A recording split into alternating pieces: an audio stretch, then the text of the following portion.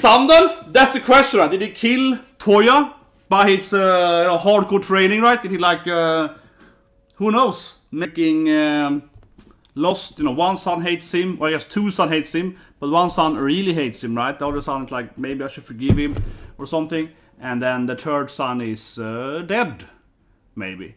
I really do think it's Dabi, honestly. Like, I think it's Dabi, right? It's just generally how it's written. Just that we see, talk about it first time, but I see it at this, right? When Dabi was introduced in Season 2, we had the firepower. There were so many theories. Oh, he has the firepower, right? And we know that, Todoroki has a bad father and so on. Probably kicked out his son or whatever, right? So it's been a lot of theories that, it's Dabi. Is this his brother? But at that time, we didn't know he had, this lost brother, right? So, but now then we have this dead brother. So yeah, it might be Dabi, right? Definitely to that. Another reason why, of course, is that this season, and also previously, but this season, we have, of course, when Dabi is working with Hawks, right? Dabi talks to, Endower. It's like, oh, Endower, and they have this meetings, right? It's like, hey, Endower, and so on. And obviously in the ending, like it just says Dabi, the main guy, because he's a guy in the center, right? Yeah, the other bad guy who sits there in the background, but in the background, right? And this time's Dabi in the front, right? And it's like a Hawk Endower ending, and Dabi, right? So it's like, yeah, who else is it gonna be, right? I mean, it feels very obvious. Otherwise, if we assume it's not Dabi, they actually lost a son. I think that, as I mentioned during the reaction part, I think that the straight up, theory I would have, right, is that he, deleted himself, right? Because, given how Todoroki is, punished around by his father, right? Maybe the Toya is the oldest son, maybe? I don't know the age there. I don't know who's the... I mean, Todoroki is the youngest, right? Shota, I mean, sorry, they all enter, yeah. Shota-kun, he's the youngest, right? But, Shota-kun, he's the youngest. But, maybe Toya was the oldest, right? Harder metro in the first one, perhaps. But, yeah, I mean, assuming it's not Dabi, right? He probably then deleted himself. I think so, right? Pushing, with I push his wife, right? Push the other siblings and so on, right? The other kids. Maybe he couldn't take it right, and he, did something like that. That would make the most sense. That would make the most sense, assuming that it's not, because obviously if it is Dabi, he didn't, die. So yeah, but if he's dead, I think that makes the most sense, right? It doesn't make sense that Endower actually would have killed him in like a hardcore training or something. I'm not really buying that. Not really buy that, but obviously. Natsu, right? The older brother, he clearly blames, they had early episode, he clearly blames Endower, right? For, like, hurting Toya. He was trying to, drop in some, burns in his father's face, right? Some kind of comments that stings him, right? So, yeah, it makes no sense that Toya would have died from, like, an accident. Assuming no accident. I mean, maybe accident, like, beating him too much, but you know what I mean? Like, not like a car accident, no truck couldn't, right? Doesn't make any sense. So I think that doing that stuff makes the most sense. But if we assume it is Dabi though, wouldn't he just run away from home then? So why doesn't Dabi think he's dead then? But maybe he did, maybe he tried, right? Maybe he tried to delete himself, and by doing that, he got those weird scars. You know how Dabi looks, he has this weird face thing, right? So maybe he tried to do something weird, and they thought he died, and then he actually survived or something. And he like escaped his coffin, I don't know, but that maybe, right? Maybe he tried to do it, and then he kind of was left disfigured. Kind of like burn marks, also people always thought he was Todoroki's brother from the beginning, but yeah, got his weird, burning face marks and so on. But what if he got them trying to, delete himself, and then he, survived somehow, and people think he's dead, right? I suppose so. In one way, though, I mean, because he has this weird thing that his hand is like stitched together, right? Maybe he's actually like a zombie somehow, right? Maybe someone built him up again. Maybe he did die. Maybe Toya actually did die, and then someone like rebuild him or something, like a zombie fire guy or something. Or maybe his firepower makes he has some healing power, whatever. But anyway, let's go on to the other episode. Yeah, it was a really weird meet the parents. Of course, Onee-chan is like the bright episode. She's all like, "Hey everyone, friends!" She's the one trying to be this Man, I feel sorry for poor onee-chan. She's trying to be this like homey wife, being like, hey, ever come to my house? I love you. Oh, you like deku? Oh, I love your fight scenes.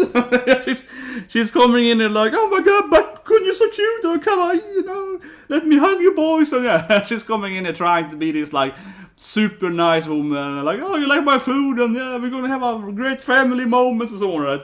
Yeah, she's really trying to, of course. Be friends with everyone, right? Super excited that that Shoto-kun has friends and so on. And then everyone's like super cold and it's like, I don't want to talk. Yeah, and then Dabi and Natsu are just mean and so on.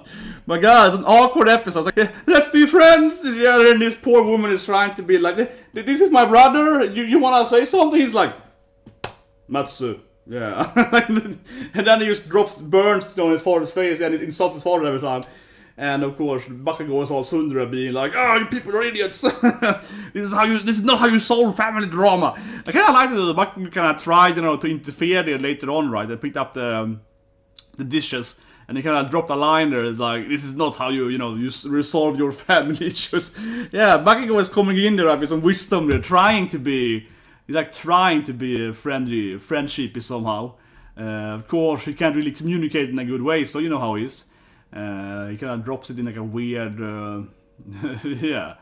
He kind of comes in there and it's like, let me tell you how to be a good family, you know what I mean? It's like, he's like coming in here being like, let me explain to you how to be a better, siblings or whatever. Weird, sad episode with some weird comedy, right? Because it probably has mom too, and mom is sitting there all sad in her, starting the meeting or something a bit, right? Writing him letters. And they're very kind of basic letters, right? She's like, oh, it's cold. Don't get a cold, son. And yeah, she clearly has some mental trauma still, right? Like, she doesn't really... Honestly, not to be that guy, but it reminds me of my grandmother. But my grandmother is old now. She's almost 90, right? But it reminds me of one of my grandmas. Because she's kind of like that, too. She didn't used to be like that, like 20 years ago. She would have, long conversation with you, very interesting ideas or whatever, right? But these days she's kind of like, oh, it's cold, yeah, it's warm. Because it reminds me of my grandma, yeah. She is very, very like basic, like, oh yeah, it's hot today. Okay, yeah, it's like weird weather, like the conversation kind of stops at that point, right? It feels like his mom is portrayed like that, like she's like, she can communicate, but her communication is kind of like, it's very, very simplistic, right? Oh, it's cold, it snows.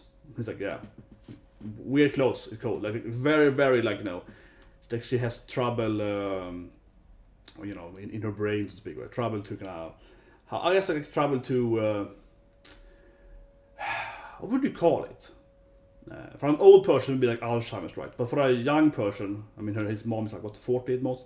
For a younger person, it'd probably be more like, I don't know what it is. I don't remember what it is called. I should know what it is called. But it basically is when people have issues to, create complicated sentences or like complicated mental images or whatever.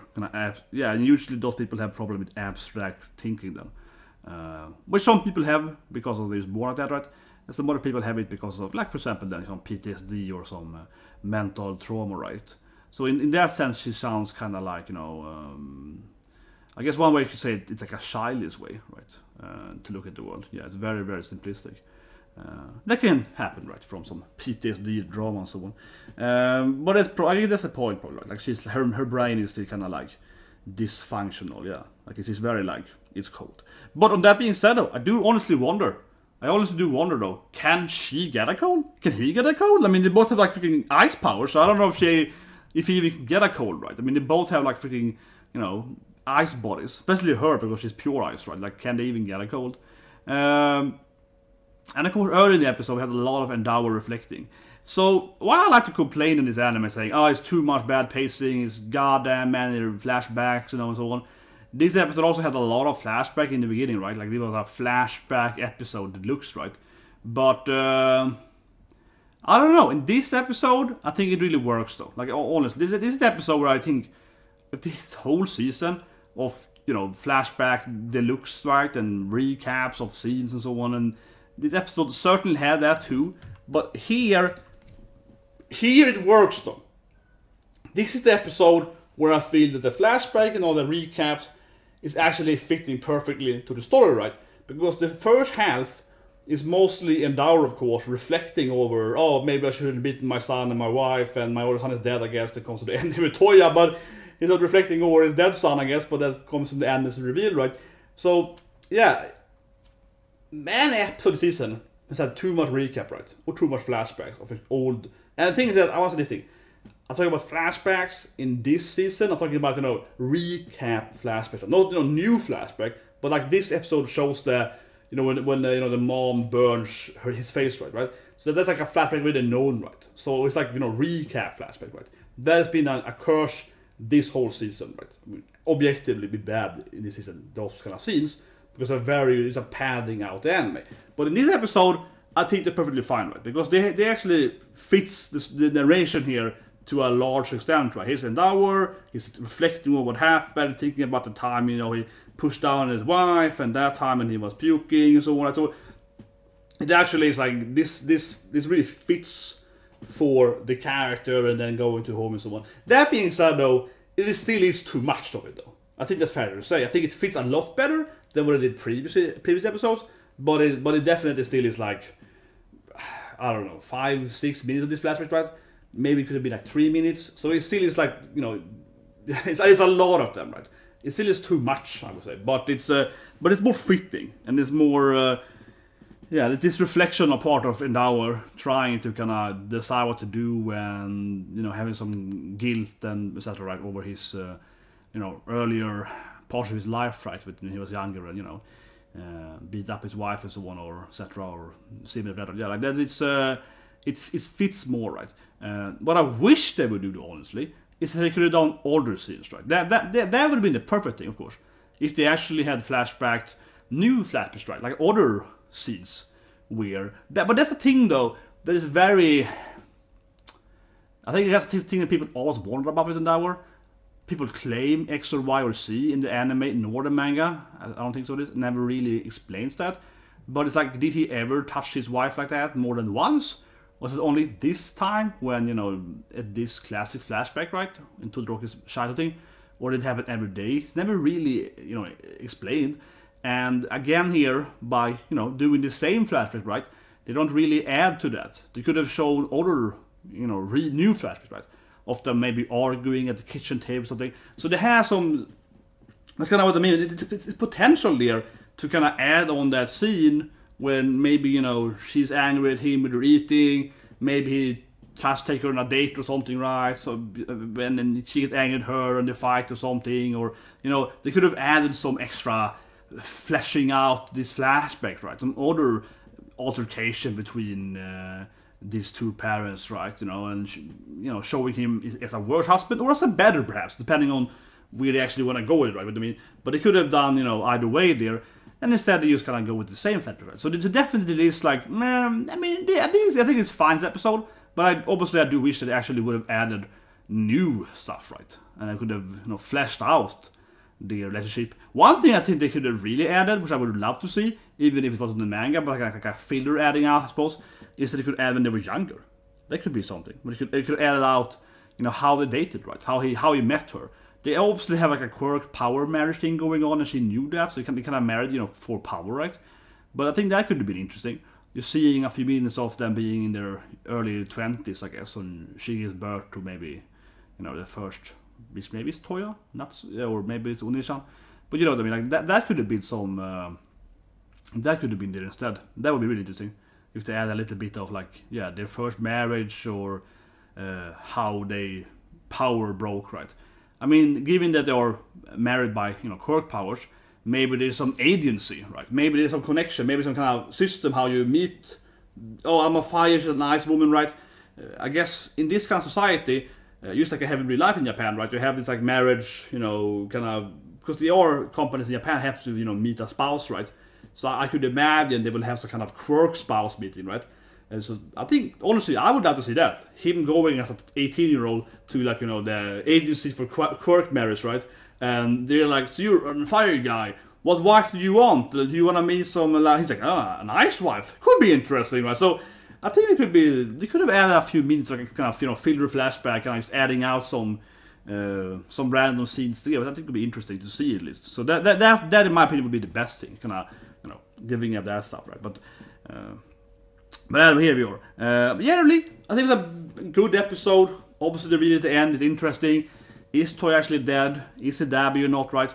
I think it is Dabi, because it keeps showing Dabi all the time, it probably is him. But anyway, see you tonight, of course. So Revenger, One Piece, and so on. Have a great day.